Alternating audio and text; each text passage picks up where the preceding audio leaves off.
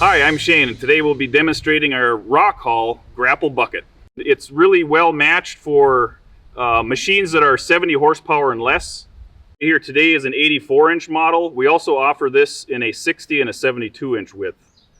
The hoses on this unit are bolted to the center of the grapple so that you can use it with machines that either have couplers on the left or the right. It works equally well on either side.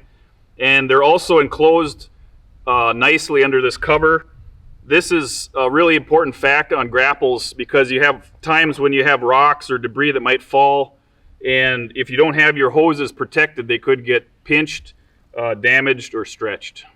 You'll notice that the backbone of the frame is made up of 3-inch square tubing that runs the full width, both at the top and at the heel. So those are the areas where you're lifting from and you're pushing from when it's mounted to a skid steer loader. So you want that to be strong. A closed section like steel tubing is what's going to give you the maximum strength with the least amount of weight. You also notice that the teeth extend not just from the toe to the heel, but also all the way up to the top tube.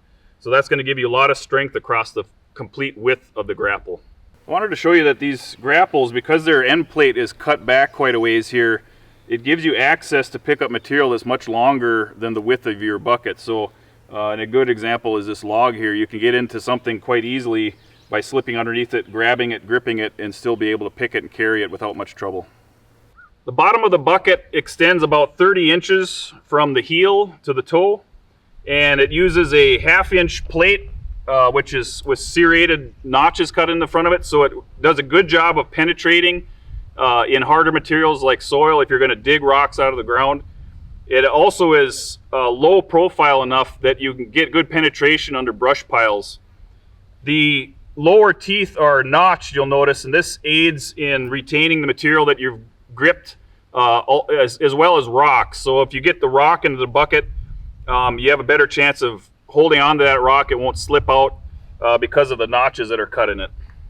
The grapple tines themselves have a spacing between them of 3 1/4 inches. They're 2 inches tall and 3/8 inch thick, made of grade 50 material. The grapples themselves open over 31 inches, and they're an independent style, so the 2 cylinders are in parallel. So if you have uneven debris inside, they'll clamp at different positions. This is really nice for if you're picking odd-sized rocks, different things like tree roots, tree logs, and also concrete blocks. The construction of the grapple is also made up of 3/8 inch grade 50 steel with tubing between. The center section is mostly solid, and this is to help protect the cylinders from any debris that might be clamping on.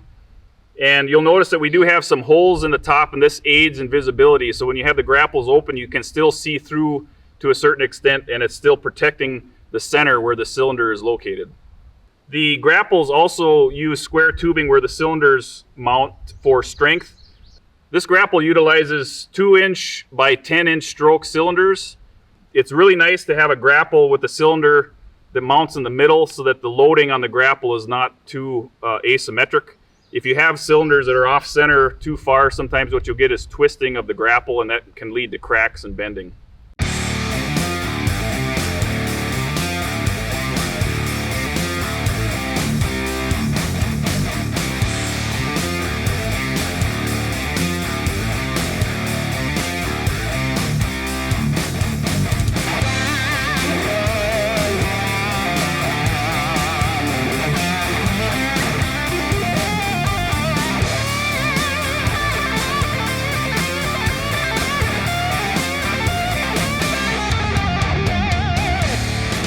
I hope you've enjoyed this video we've made of this rock haul grapple bucket.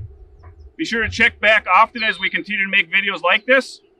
And as always, you can give us a call or check out our website if you have any questions.